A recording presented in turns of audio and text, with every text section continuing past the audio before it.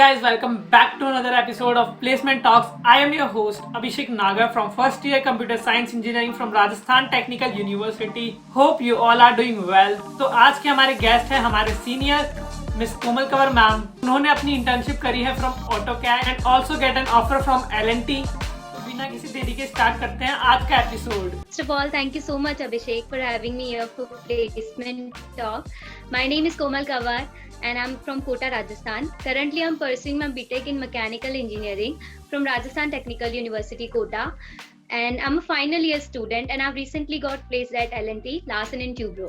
मेरा आपसे आज का पहला क्वेश्चन ये है कि what was the first reaction after getting an offer from L&T? बहुत ज़्यादा खुश थी मैं क्योंकि इससे पहले जो मैंने दिया था उसमें मेरा नहीं हो पाया था. जब L&T से मुझे ऑफर आया तो मैं बहुत ज़्यादा खुश थी. मेरी फैमिली वाले भी बहुत ज़्यादा खुश थे क्योंकि मैकेनिकल इंजीनियर्स के लिए बहुत कम कंपनीज RTU में आती हैं. बहुत बड़ी बात है और वो भी टायर 3 कॉलेज के स्टूडेंट के लिए. बस राइट नाउ आपके पास अभी कौन कौन से ऑफर्स लेटर्स हैं and about your internship? So I've done my internship from an online platform Virgio in AutoCAD because उस टाइम कोविड पीरियड चल रहा था तो कोई कंपनी से तो हम कर नहीं सकते थे. तो मैंने ऑनलाइन इंटर्नशिप की and I also done my internship in electric car technology. और ऑफर लेटर्स के लिए अभी मेरे पास बस L&T का ऑफर है. ऑफर लेटर आया नहीं है एक्चुअली. मेरा medical pre employment medical checkup हो चुका है and right now I am waiting for offer letter.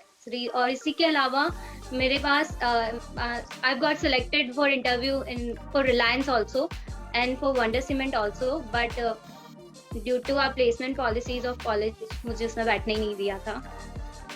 Boss, when you have started your preparation for your placements?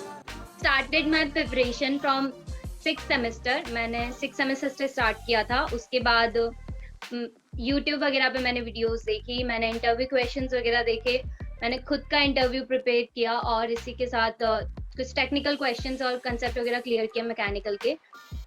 That's it. Boss, L&T के लिए complete process क्या रहता है placements के लिए? Like how many rounds? You have to fill the form of that company and then they will send you the email for online assessment. आप वहाँ से online assessment देते हो. अगर आप online assessment clear कर लेते हो then you will be called for interview.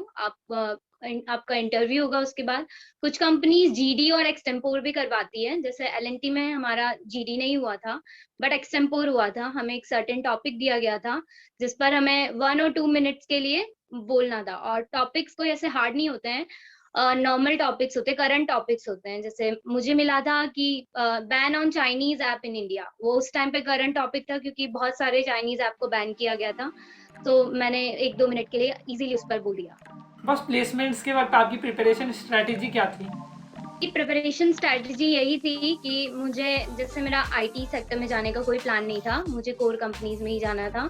तो मैंने मेरे मैकेनिकल डोमेन से रिलेटेड क्वेश्चंस प्रिपेयर किए, उसी से रिलेटेड कंसेप्ट क्लियर किए मेरे.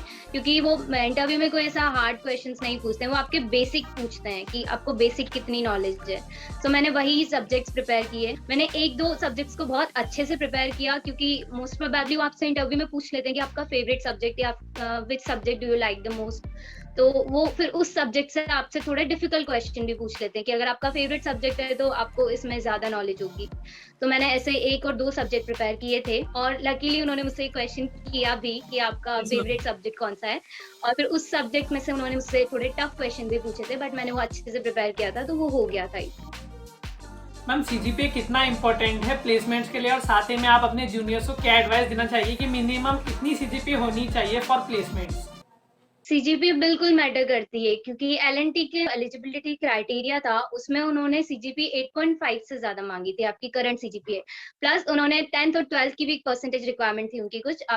तो वो भी फुलफिल होनी चाहिए. इसी के साथ आपकी कोई एक्टिव बैकलॉग्स वगैरह नहीं होनी चाहिए. बहुत सी कंपनीज के लिए CGPA मैटर नहीं करती है लेकिन आपकी CGPA होनी चाहिए 8 तक तो होनी ही चाहिए आपकी करंट CGPA या 7.5. इससे कम नहीं चलेगी.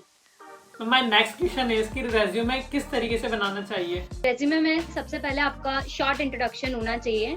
इसी के साथ आप ऑब्जेक्टिव जो है वो स्किप कर सकते हो बट मेरे अकॉर्डिंग ऐड करना चाहिए. मैंने किया था क्योंकि ऑब्जेक्टिव से सामने वाले को क्लियर हो जाता है आपका गोल क्या है, आप कंपनी से क्या चाहते हो और आप क्या करना चाहते हो आगे. तो ऑब्जेक्टिव ऐड करना चाहिए. नेक्स्ट आप उसमें आपकी पर्सनल डिटेल्स ऐड कर सकते हो। इसी के साथ आप आपकी एजुकेशनल क्वालिफिकेशंस, उसमें आप एकेडमिक जो भी आपकी परफॉर्मेंस है वो ऐड कर सकते हो। इसी के साथ आप आपकी रेलेवेंट स्किल्स, जैसे मैकेनिकल इंजीनियरिंग में मेरी रेलेवेंट स्किल्स थी AutoCAD, electric car technology, MATLAB, और इसी के साथ मैंने कंप्यूटिंग स्किल्स भी ऐड की थी। मैंने स्टार्टिंग में लैंग्वेजेस सीखी थी, प्रोग्रामिंग लैंग्वेजेस, जैसे सी प्रोग्रामिंग वो करिकुलम में थी। इसके अलावा मैंने पाइथन बेसिक्स, जावा बेसिक्स ये सब सीखे थे, और MS Excel, PowerPoint, Word वगैरह ये सब भी मैंने ऐड किया था। इसके बाद आप एक्स्ट्रा करिकुलर एक्टिविटीज भी ऐड कर सकते हो। एक्स्ट्रा करिकुलर एक्टिविटीज में ये आपकी स्ट्रेंथ बताती है, की स्ट्रेंथ आपकी क्या है, जैसे टीम वर्क, मल्टीटास्किंग स्किल्स, और भी बहुत सारी स्किल्स है जो एक्स्ट्रा करिकुलर एक्टिविटीज से मिलती है। तो ज्यादा अगर आप कुछ कोर्स कर रहे हो जो कंप्लीट नहीं हुआ है, तो आप उसका एक एक्स्ट्रा कॉलम बना सकते हो, करंटली परस्यूइंग। उसमें आप वो सारे कोर्सेज ऐड कर सकते हो जो आप अभी प्रेजेंटली कर रहे हो, जो आपके आगे जाके कंप्लीट होने वाले हैं। मैम बहुत सारे बच्चों को ये मिथ्स रहते हैं कि कंपनीज आएगी नहीं आएगी, उनकी प्लेसमेंट लगेगी नहीं लगेगी, specially for core branches students. तो आपके पास उनके लिए क्या एडवाइस है? को लगता है कि मैकेनिकल्स जो हैं वो आईटी सेक्टर में नहीं जा सकते, एक तो ये मिथ है, बट ऐसा नहीं है। मैकेनिकल इंजीनियर्स भी आईटी सेक्टर में जा सकते हैं। आईटी कंपनीज में बहुत सौ की प्लेसमेंट हुई भी है। तो उसके लिए बस आपको वो बेसिक नॉलेज होनी चाहिए, जैसे आपको थोड़ी बहुत प्रोग्रामिंग आनी चाहिए, आपको कोडिंग आनी चाहिए, और अगर आप किसी पर्टिकुलर फील्ड में इंटरेस्टेड है, जैसे वेब डेवलपिंग, ऐप डेवलपमेंट वगैरह, तो ये सब की आपको नॉलेज होनी चाहिए। आपको इंटरव्यू क्लियर करना है, तो आप आईटी सेक्टर में भी जा सकते हो। मैकेनिकल इंजीनियर्स के लिए कोर कंपनीज भी आ रही हैं अभी, बहुत अच्छी अच्छी एलएनटी वगैरह, तो आप वहाँ भी उसके लिए भी प्रिपेयर कर सकते हो। तो मैकेनिकल्स के लिए भी बहुत स्कोप है, ऐसा नहीं है कि मैकेनिकल इंजीनियरिंग का कुछ नहीं होता है। मैकेनिकल इंजीनियरिंग वालों का बहुत ऑप्शंस है। Yes ma'am, my next question is कि best source for startup preparation. Source तो मैं यही कहूंगी, आप आपकी जो भी आपके करिकुलम में एडेड है वो सब्जेक्ट्स आप अच्छे से प्रिपेयर करें। इसके अलावा यूट्यूब पर बहुत सारी वीडियोस अवेलेबल हैं। इंटरनेट पे भी बहुत सारी वेबसाइट्स अवेलेबल है जहाँ से आपको इंटरव्यू के लिए प्रिपेयर करने के लिए क्वेश्चंस मिल जाएंगे। तो बस यही है। बहुत सारे स्टूडेंट्स के साथ ऐसा होता है कि उनके फ्रेंड्स का तो प्लेसमेंट हो रहा होता है और अपना नहीं होता, तो वो डिमोटिवेट हो जाते हैं। फिर आप उनके लिए क्या कहना चाहोगे? तो स्टार्टिंग में ऐसा था कि मेरे ऑलमोस्ट बहुत से फ्रेंड्स का हो रहा था। मैं लिस्ट जब देखती थी कि अरे इसका भी हो गया, इसका भी हो गया, और मेरा नहीं हुआ था। मैंने इन्फोसिस का दिया था, तो इन्फोसिस में मेरा नहीं हुआ था उस टाइम पे। तो मैं बहुत ज्यादा, मुझे डिसअपॉइंटमेंट हो रही थी, मैं नर्वस भी हो रही थी कि अरे यार सब लोगों का हो रहा है, मेरा नहीं हो रहा है। तो मैंने ऑफ कैंपस ट्राई करने का सोचा था, बट उससे पहले ही एलएनटी का ऑफर आ गया था, मतलब एलएनटी का नोटिफिकेशन आ गया था कि LNT is about to visit court. Ma'am मेरा नेक्स्ट क्वेश्चन ये है कि प्लेसमेंट्स के लिए क्लब्स कितने इंपॉर्टेंट है, जैसे कि म्यूजिक क्लब, डांस क्लब और ड्रामा क्लब? ये जो एक्स्ट्रा क्लब जो कॉलेज में चल रहे हैं, ये इम्पोर्टेंट है। मैं सच बताऊं तो मेरा रिज्यूमे एक तरीके से बाकी लोगों से अलग इसी वजह से हो पाया, क्योंकि मैंने मेरे कॉलेज का SRC club, Sai RTU chapter join कर रखा था, और उस एसआरसी क्लब की तरफ से ही हम नेशनल लिको कार्ड चैंपियनशिप 2019 भोपाल में पार्टिसिपेट करने गए थे हम सब। We learn team work and multitasking skills, ये सब हमें वहीं से सीखी है। और ये जब मैंने रिज्यूमे में ऐड की थी, तो उन्होंने मुझसे इसके रिगार्डिंग ये भी पूछा था, मतलब लाइव एग्जाम्पल पूछा था कि आप ये टीम वर्क, मल्टीटास्किंग अपनी रियल लाइफ में कैसे कर रहे हो। तो यही एग्जाम्पल था कि एनईकेसी की जो टीम थी हमारी, उसमें first year to final year के स्टूडेंट्स थे, और हम सब एक दूसरे के साथ बहुत अच्छे से कोऑर्डिनेट कर रहे थे, टीम वर्क कर रहे थे हम।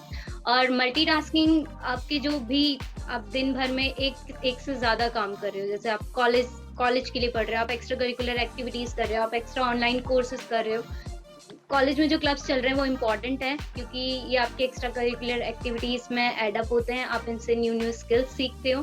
तो एकेडमिक स्किल्स के अलावा आपके पास और भी स्किल्स इन क्लब से ही आती है, तो क्लब इम्पोर्टेंट है।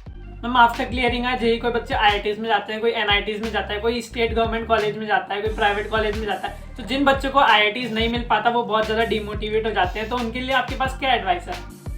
अगर आपको आईआईटी नहीं मिली तो आप बीटेक आरटीयू से कर रहे हो, कोई बात नहीं, बट उसके बाद आपके पास बहुत सारे चांसेस है। जैसे आप गेट एग्जाम क्लियर करके आप फिर आईआईटी से एमटेक कर सकते हो, या फिर पीएसयूज में जा सकते हो। तो बीटेक के बाद ऑलमोस्ट सब बच्चे इक्वल हो जाते हैं, जो आईआईटी से जिन्होंने प्लेसमेंट नहीं लिए और जो आरटीयू से बीटेक की है, तो हम उन्हीं के बराबर हो जाते हैं। फिर बस वो प्लेसमेंट के लिए ही आईआईटी, आपकी प्रोफाइल अच्छी हो जाती है, आपको अच्छी कंपनीज में प्लेसमेंट मिल जाती है, तो आईआईटी उसी के लिए है। बाकी ऑलमोस्ट बीटेक के बाद तो सारे स्टूडेंट्स इक्वल लेवल पे आ जाते हैं। मैम आप जब फर्स्ट ईयर आरटीओ में आए थे तो आपका क्या ड्रीम था कि आपको यूपीएससी क्लियर करके आईएएस बनना है या फिर कैट क्लियर करना है, गेट देना है, या फिर सिर्फ आपका टारगेट प्लेसमेंट्स ही था? फर्स्ट ईयर में जब मैं कॉलेज आई थी तो मेरा प्लान जो था वो प्लेसमेंट का ही था, पर वो ईयर बाय ईयर चेंज होता जाता है। जैसे सेकंड ईयर में आके मैंने गवर्नमेंट जॉब्स का सोचा था, फिर थर्ड ईयर में आके मेरा ऐसा था कि अरे गेट के लिए प्रिपेयर करते हैं, अब तो थर्ड ईयर वाले भी गेट दे सकते हैं, तो गेट क्लियर करेंगे। बट फिर जब फाइनल ईयर में आए तो उसके बाद फिर क्लियर हुआ कि नहीं, प्लेसमेंट लेनी है, कुछ वर्क एक्सपीरियंस तो होगा हमारे पास, अगर हमें कॉलेज से निकलते ही प्लेसमेंट मिल जाती है तो बाकी हम दूसरी जॉब्स के लिए भी प्रिपेयर करते रहेंगे, बट प्लेसमेंट तो लेना ही है फाइनेंशियल इंडिपेंडेंस के लिए। Thank you so much boss कि आपने अपने बिजी शेड्यूल में से टाइम निकाला, and thank you very much for coming. So much, Abhishek. I hope this video will be useful for all the juniors who are preparing for placement exams. Thank you. Thank you so much guys for watching it till last. I hope you would like the video. अगर आपको video पसंद आया तो video को like कीजिए, channel को subscribe कीजिए, और हाँ, अगर आपको कोई भी डाउट बच गया हो प्लेसमेंट से रिलेटेड तो हमें कमेंट कीजिए in the comment section, and stay tuned for the next one.